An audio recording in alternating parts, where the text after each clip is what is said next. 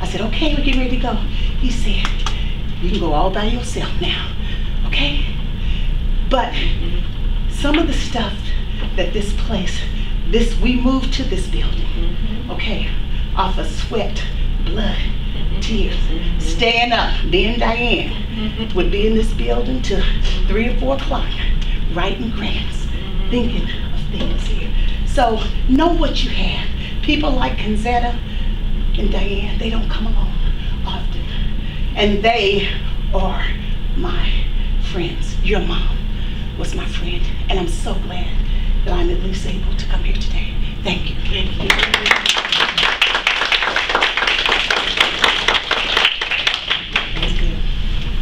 I just want to say one more thing. My mom had a wild sense of humor. I have to talk about her sense of humor because, yes, she had compassion, but she would laugh if something happened that other people would be just like really upset about. And my example is the fire. One time our house caught on fire. And you know how on the news people are like, oh my God, my house is on fire. My mom was outside laughing with the fire inspector because they went to high school together. And my mother said, who invited you to my fire? So you just have to know. And as a matter of fact, I met somebody downstairs and he said, oh, I work with your mom. And I said, do you have a short story about my mom? And he goes, oh gosh, let me think. And so I said, do you remember her sense of humor? He started cracking up.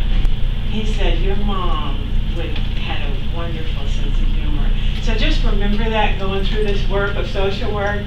Yes, you have compassion, but sometimes when you have that stress, you laughing and finding the humor in something is very therapeutic. And she had that in spades. Can you just say more about your current work and your journey to get there? I mean, from acting? From acting. Right. Basically, when my mom passed away, I was acting in New York and LA. And I got my master's in social work after she passed away. And then got my license in clinical social work. And I've been working with abused and neglect children. I work actually in Child Haven, which is a shelter for abused and neglected children from infancy to 17 years old. And so humor is very good, very therapeutic, because people will say, oh, that's a really hard place to work. And I said, no, you don't understand, I'm on point. You know how a ballet person is on point? Yes. I'm on point. That means God placed me there. I'm in gratitude. I am just so joyful that I am in service, sharing myself with people that need someone. And I'm that person. Amen. Ooh, that feels good. Amen. Right? Yes. So I don't necessarily relate when they say that. I have to say, no, I'm on point. And so look at your life and say, are you on point? Because if you are, you can help people. Amen. If you're thinking, oh, I should be doing this, oh, I should be doing that, oh, I'm stuck here, please do that other thing. Because people can feel that vibrational energy when you're in their presence. So that was my journey. My mom, like I said, never was under the shade of this tree, knowing that I followed in her footsteps. But her seeds really did take root. So my question would be, how do you feed your spirit? Then we have a lot of burning the candle on both ends of the stick, and some work that just has to be done whether you're tired or not. Business has to see, how do you keep yourself fed? It's a perspective. And it's a perspective of, are you where you want to be? Do you feel like you are being productive? That is the perspective. If you feel like you're just going through the motions and you're really tired and you don't want to be there, then try to see, is this really what I want to do? And that's like a self-inventory. So let's say that you really do know that you want to be here, you want to be in the helping profession. How do you renew it every day? Is you need to have, I think, my opinion is to have a practice every day. And this is before your day starts.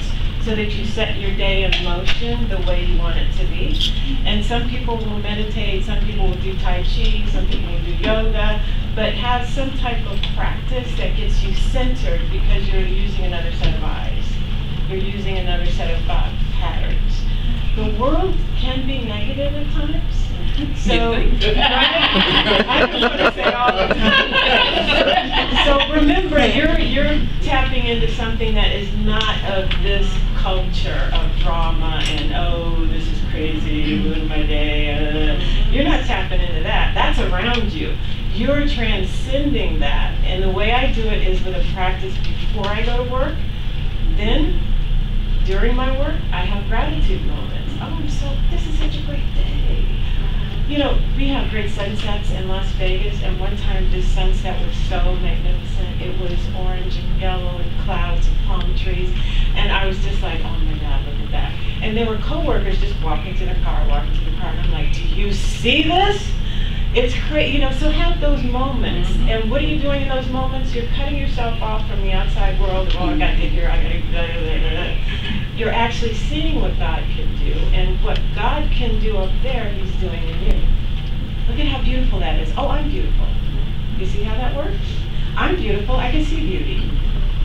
What's going on in you will reflect out to there. And you'll see beauty all around you when you see yourself as beautiful. That's deep. Did you know we were going to get deep on this? What time is it? Deep? Yes. So once you hire social workers into the practice because they did not get this teaching about the spiritual side in school, how did you help them to connect with that spiritual side? I think modeling it is important. I mean, if they're following somebody around that is tired with their job, wishes they would retire in 2 minutes, you know, that kind of thing, then what they're going to pick up on is that energy. Right?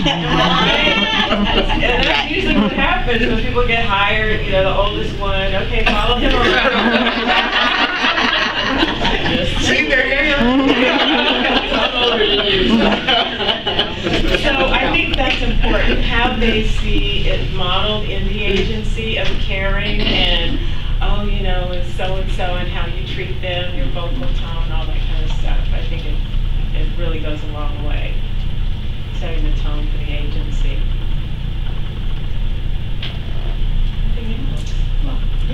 It's a question. I think a lot of people, I think people go into these professions, they're natural dentists for caring.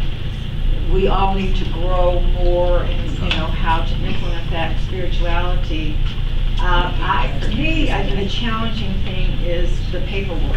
It can be so demanding, oppressive, regulatory, that can draw you away from your main focus on the client. Did I get this right? Did I get these minutes right? Did I do, because there are consequences for not, and there's lots of it. So to me, that's the challenge of, how to wrap that in gratitude, around the client and, how it supports the client. It's not, I think most of us could work more readily on the client part, because we got a natural bent that way. But it's the other demands that go with the job that are more challenging. Can I just speak to the, there are some people with a natural bent to that. When I went into social work, I thought everybody was like my mom. And that was not the case. I was shocked when I heard people talking horribly about their clients as a release, as a stress release. Oh, that's so-and-so, And I was just jolted. My one experience I'll never forget, I was in juvenile booking.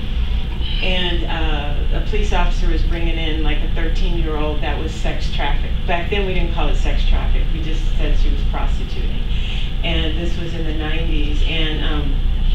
And he was just calling her names, horrible names to her face, like that was going to suddenly change her and she was not going to do what she was doing. And so I thought, oh my God, that is so foreign to me. This is a helping professional, because the booking staff was doing the same thing. There was nobody that was different in my circle. So I know that there are people that come into the helping profession